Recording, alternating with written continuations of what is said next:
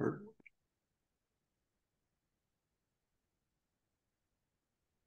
Yeah, good morning, everyone. Thanks for joining us today. My name is Paul Hartshey. I'm the CEO of Rev Cycle Partners.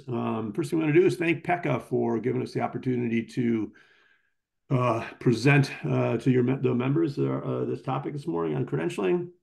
We have a long-standing partnership as a vendor with Pekka, and we appreciate working with that team and the members.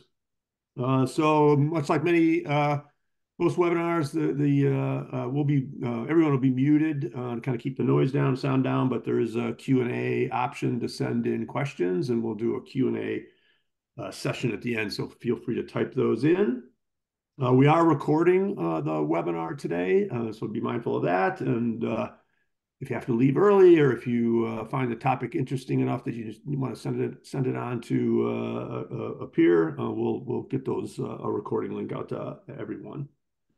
So our topic today is credentialing, and joining me is Dave Cagle, a credentialing manager at RevCycle Partners. Thanks for joining us, Dave.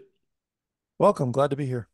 Good, good. So credentialing is our topic today, with kind of the main focus being on, we'll go over kind of common pitfalls and challenges that, that practices run into, that Dave and his team run into doing some work for practices.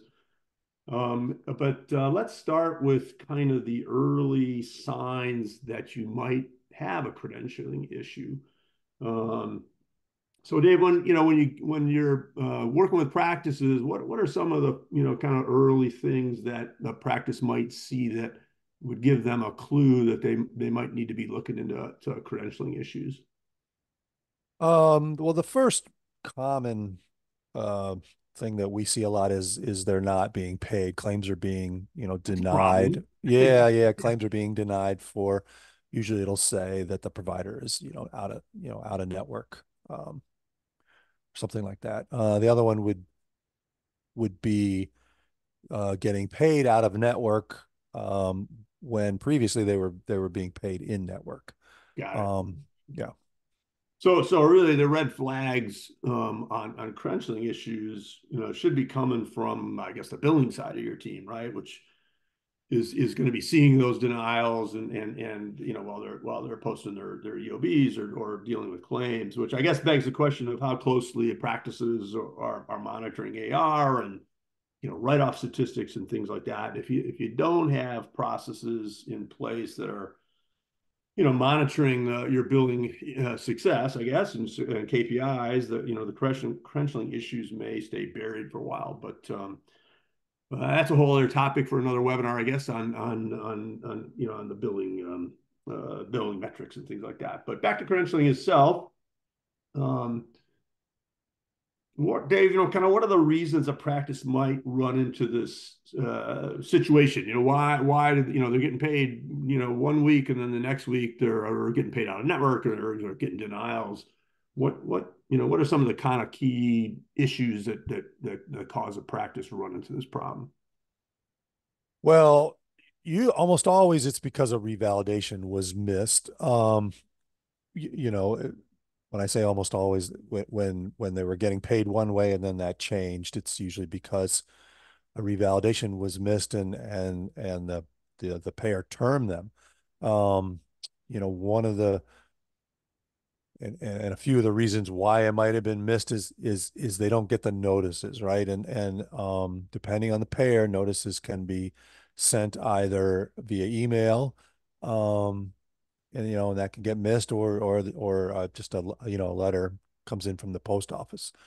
Um, which physical notices that come in get misplaced and lost a lot, and it's not uncommon to miss emails as well, um, because either because it's just not read or lost in a sea of emails that the practice gets, or what's actually can be common is it went to an email address that is no longer being used or monitored.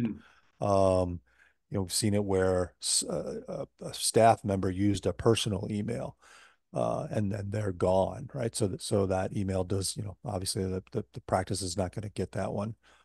Um, and then besides being, missed, the notice being missed, the reval could have just not been done in time or not done correctly.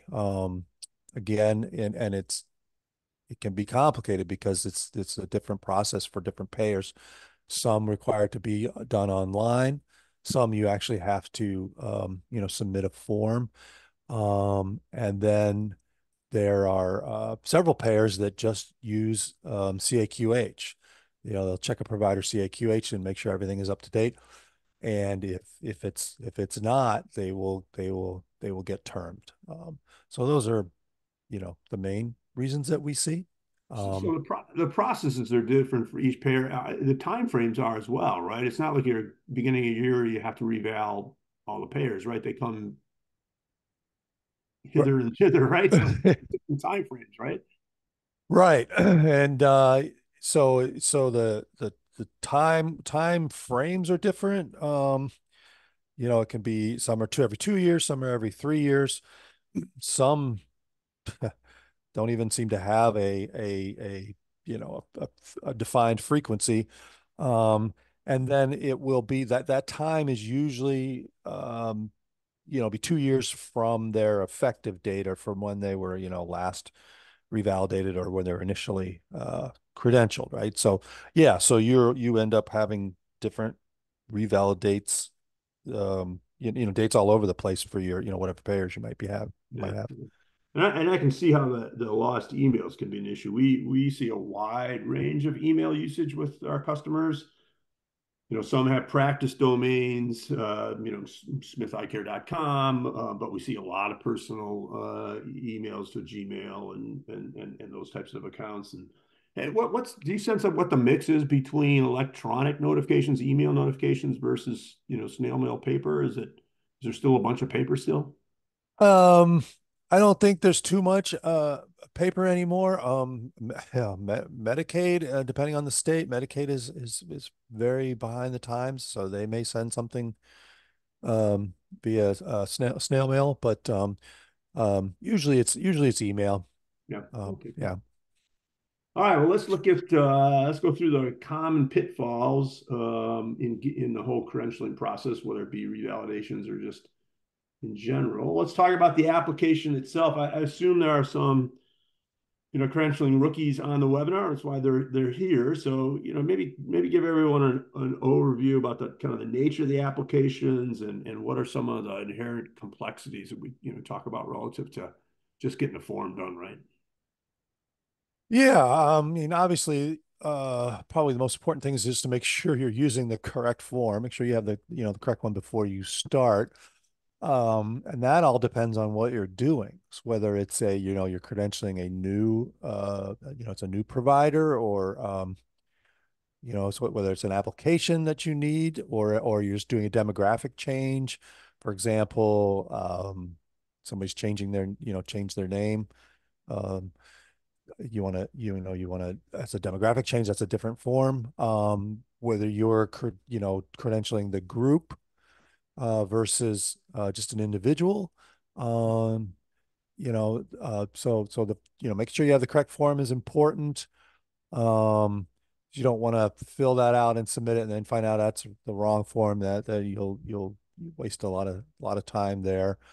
Um, and you want to make sure that you ask to be credentialed and you fill it out properly so that you get all of the Medicare and Medicaid plans that might come with a pair, Medicare Advantage plans, for example. Right. Excellent. Um, so typically a pair will have commercial plans, Medicare plans, and Medicaid plans.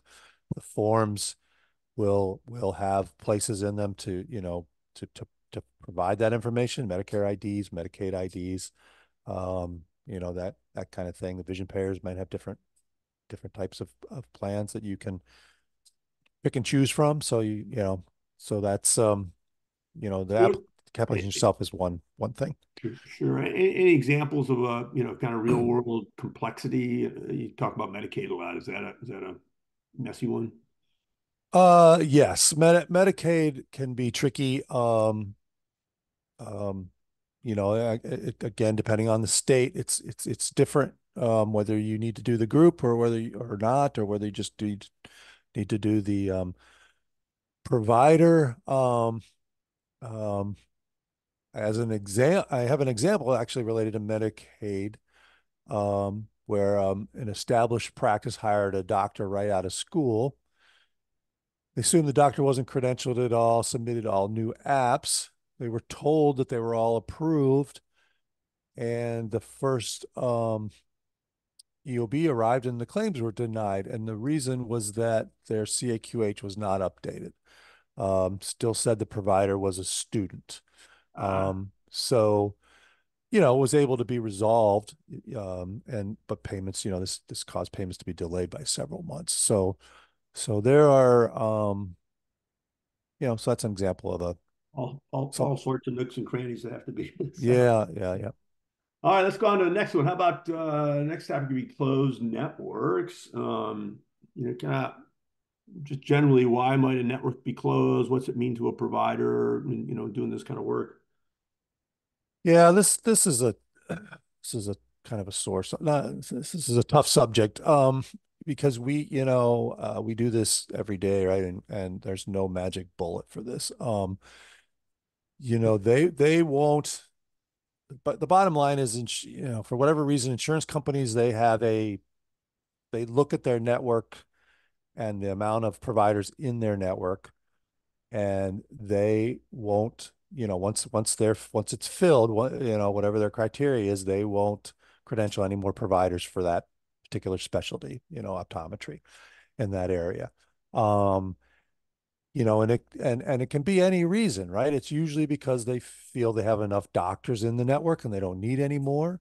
And it's also very difficult to know day to day if a network is closed, because they can close it by, the entire state can be closed. It can be by county, Hmm.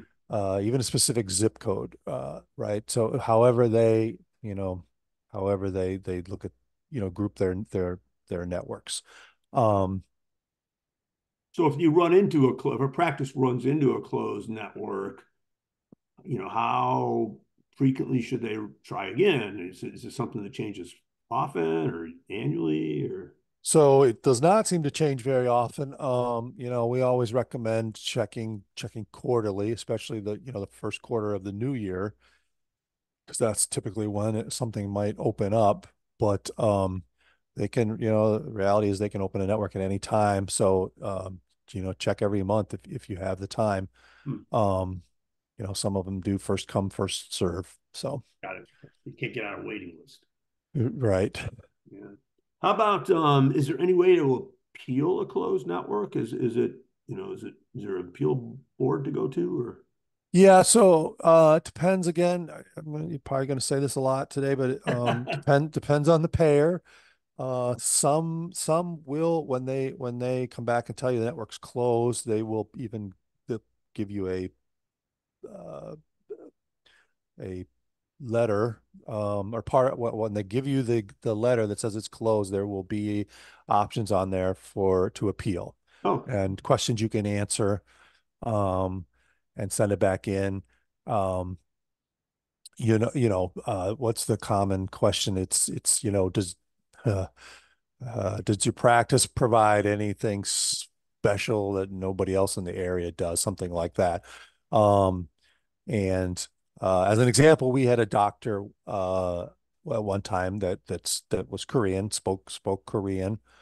Most of their clients spoke Korean, and we appealed and were able to get that based on provider yeah. in network. So, um, something like that, something that makes your practice stand out. Sometimes will work. And I'm sure this is another it depends question, but how frequently do you run into it or we run into it for practices? Is this something pretty much every practice is going to run into, or is it Um, what's the key factor? The locations, states? yes, yes. So no, not every practice runs into it. I would say, who's the big? So Florida, Florida has a lot of closed networks, different parts of Florida.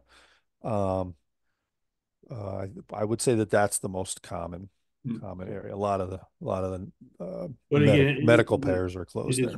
regional based or state based. So Yeah. okay. All right, next pitfall, Medicaid. We keep coming back to Medicaid.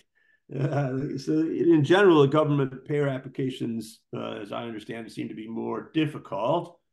What should a practice expect when dealing with Medicaid? I don't know if did you mention these guys are paper based or Um, it New York, depends. New York is. I think they might be the only ones still that are literally paper applications. You have to send in the applications by paper. You have to get some of it has to be, wet signatures and notarized Oh wow. and put in an envelope and mailed in, and it's very painful. So, kind of the key to Medicaid is really to understand the process in your state, because every state is different. Most states I will say use a portal, right? So that's fairly easy. You just have to, you know, create yourself a login for the portal. Sometimes it's per provider. Well, it's almost always per provider, but I guess sometimes it's also you need to have a login for your group. Hmm. Um, and then some Medicaid has an enrollment fee. So they will charge to enroll for an application for new facilities and practices.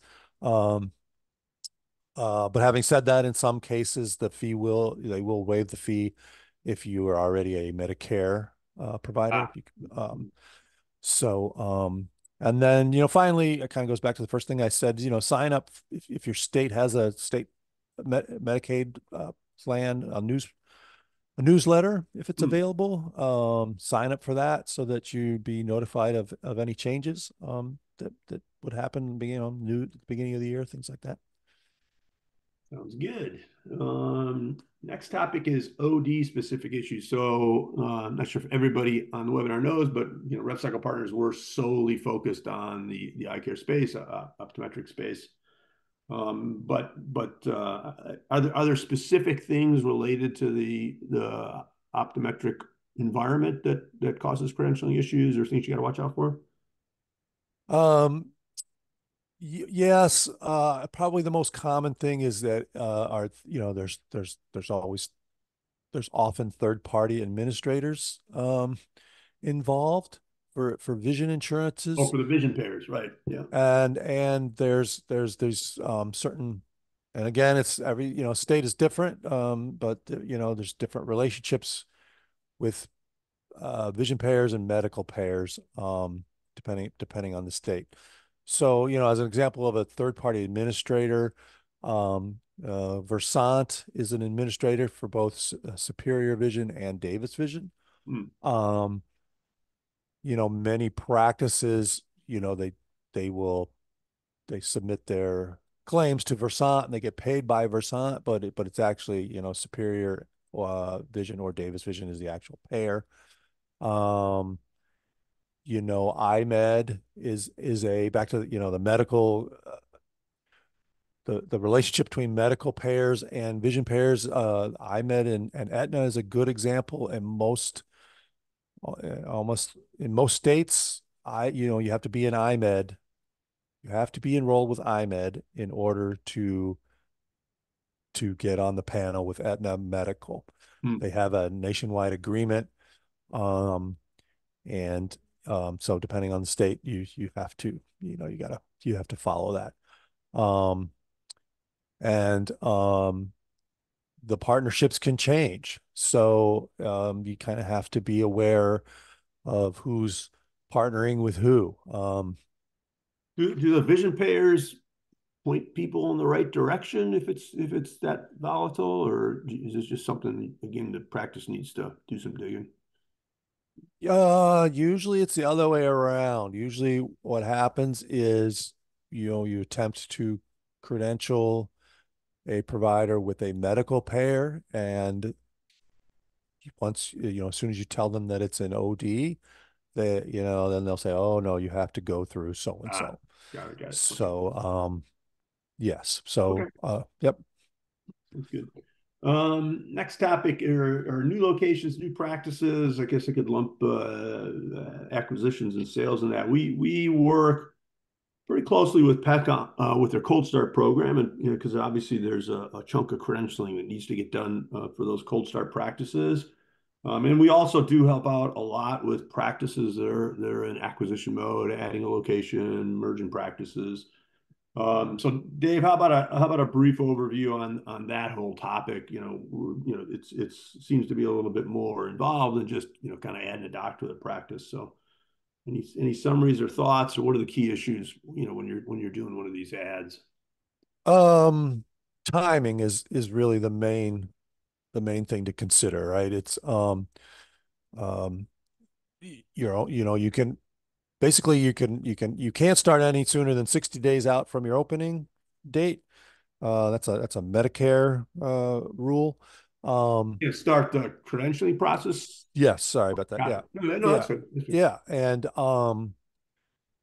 but it's tricky because it's very common for these build outs and these moves to get delayed. Sure.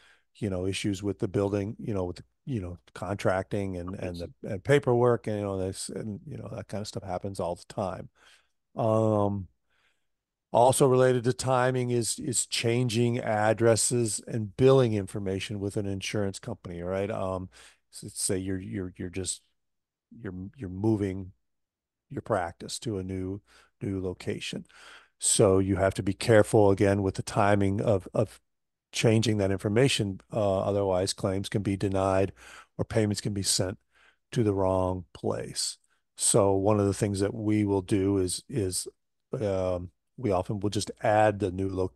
We'll just tell the payers that we're adding a new location rather than doing telling them that they're moving, and then kind of takes the timing aspect out of it because it allows you to bill from the new location when the time is right. And then, the only caveat to that is eventually you need to go back and remove the old location, but it's usually easier. So it's easier to do an add and delete than a move, I guess, if I'm using the right terms. Yeah, yeah. Well, yeah, yes, not necessarily easier, but it Safer. How about safer? safer. That's probably a better way to Yes. say it. Yeah, yeah. Okay, sounds good.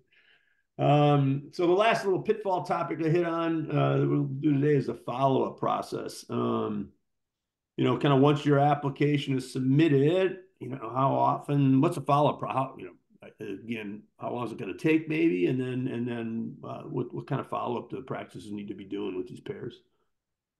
Well, unfortunately, the overall time hasn't changed much. It's still, typically 90 to 120 days from start to finish. As far as following up, what our process is, at least, is, um, and I think probably one of the more important things is we follow up 2 to 3 weeks after an application has been submitted. And that's important because you want to make sure you don't want to submit an application and then just do nothing for 3 months, and then go back and find out that they never even got it or haven't even started it.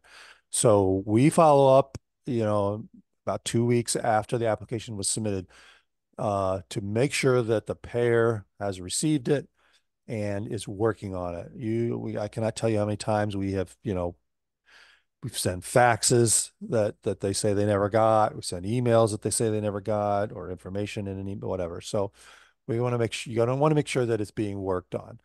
And then, um, we follow our processes. We follow up about every 3 weeks after that, just basically checking on status.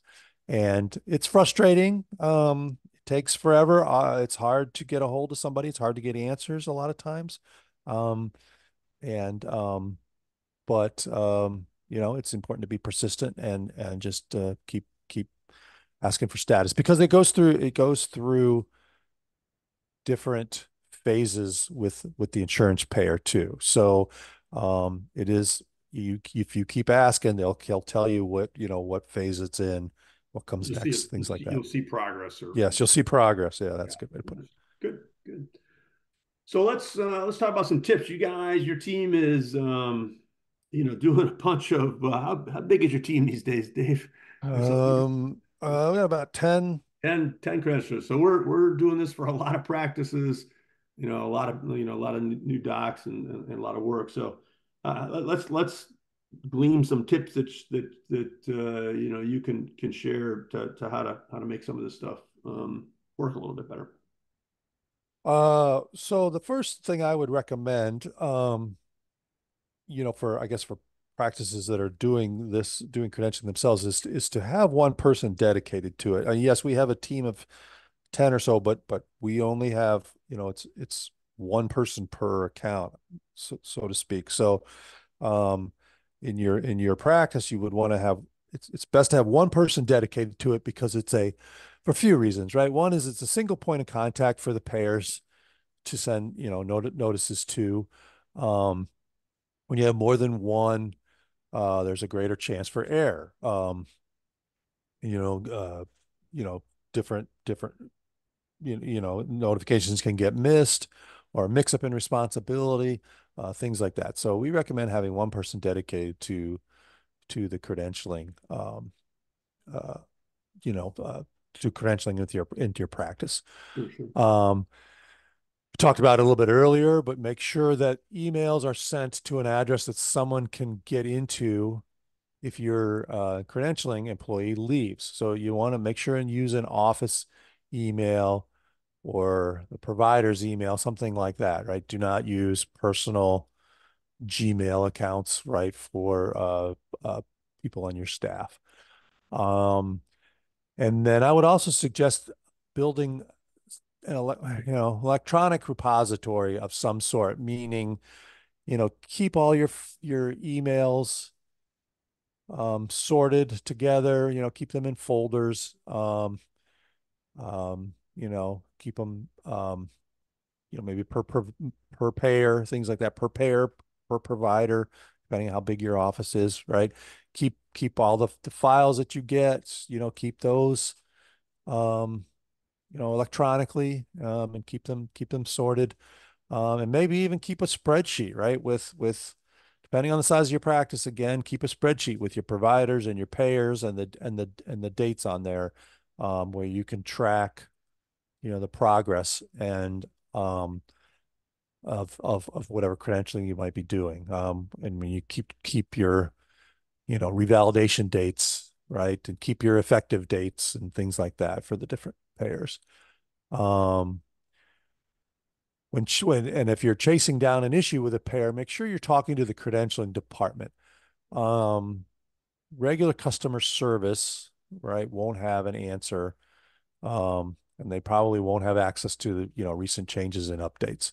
So you want to make sure you're talking to a provider rep, um, and hopefully somebody in the credentialing department.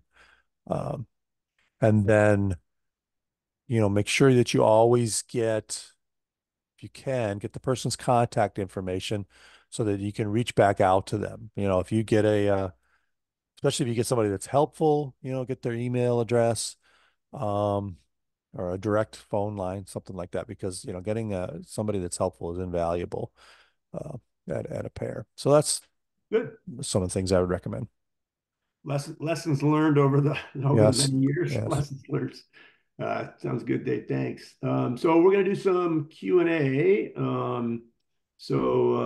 an opportunity there's a few questions that have come in, so now would be a good time to submit them. And while we're waiting for those to come in, let me do a quick overview on the credentialing services that RevCycle Partners provides.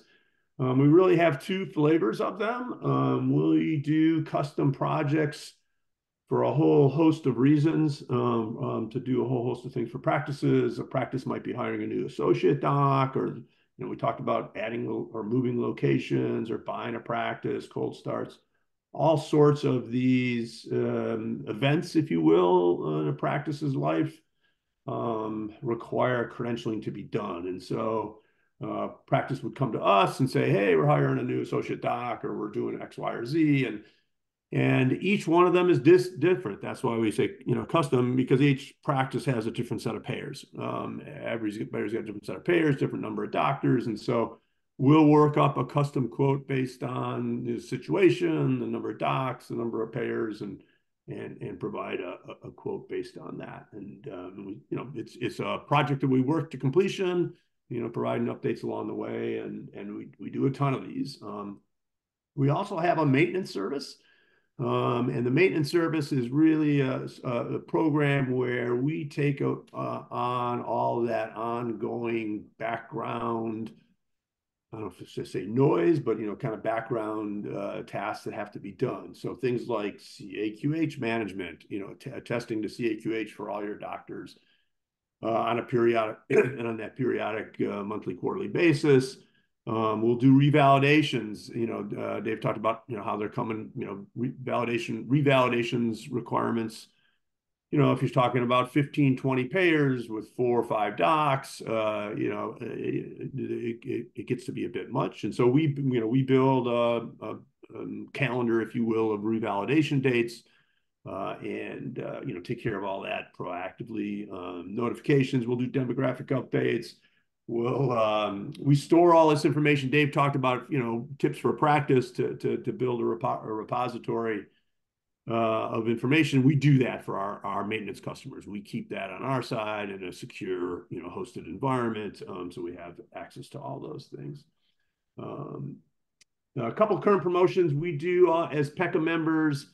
PECA members get a 5% discount off on all credentialing projects that we talked about. We also have with Vision Expo West coming up, we have a program with that, as a show special, if you will, where we're handing out coupons for free payer applications. So feel free, if you're heading to Vegas and going to Vision Expo West, swing by our booth for that. So that's the credentialing we do. So let's do let me take a peek here at the questions, Dave. I guess I'll start with the first question before we get into the attendees' questions.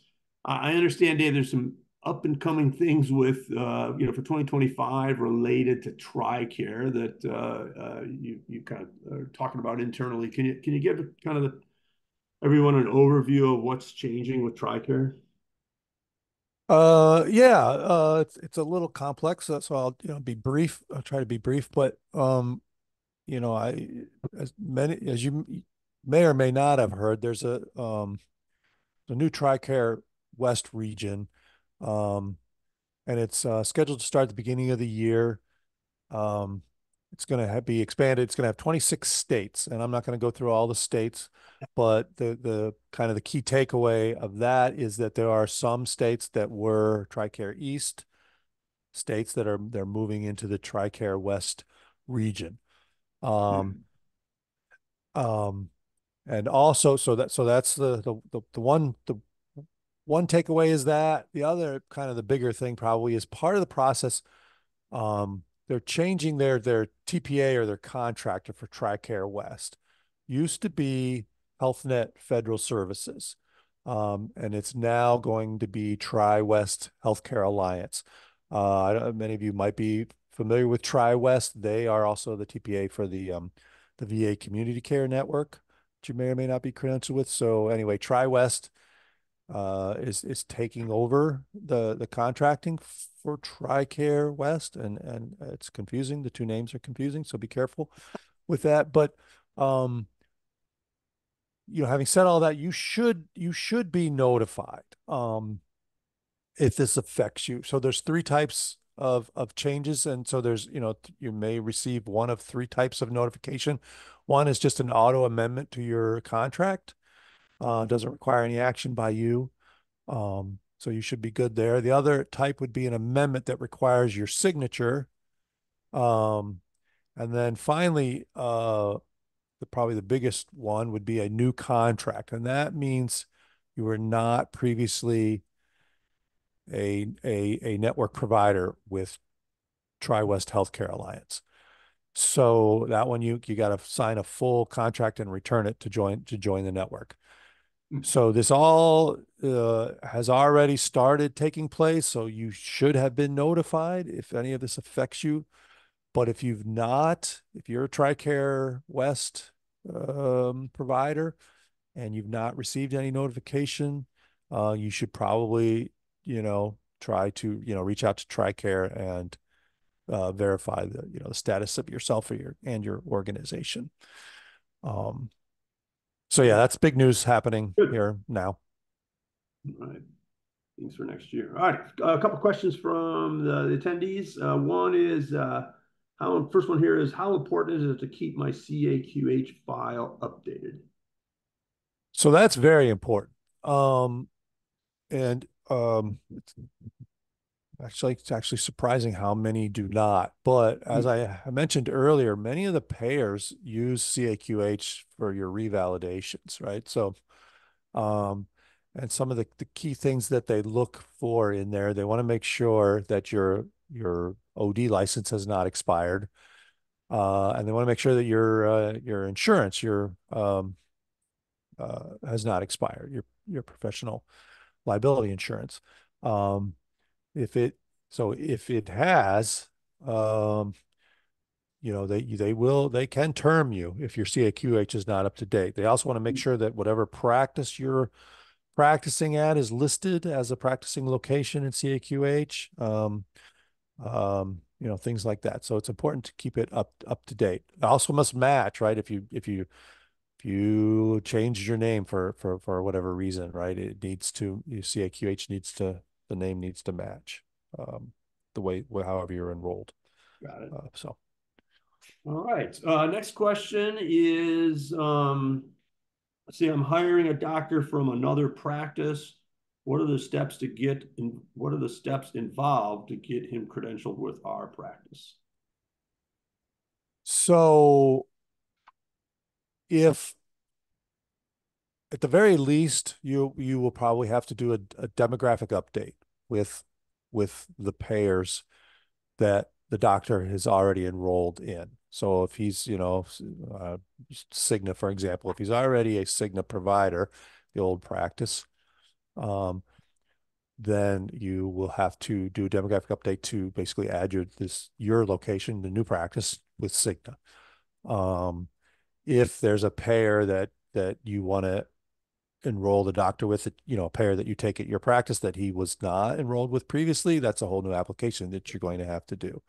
Um, So do you, if you need to kind of check a status for all the payers that the hiring practices is Yeah, right. yeah, right. And this all assumes it's in the same state, right? If the doctor is coming in from a different state, then Oh, you're gonna have to do all new applications, right?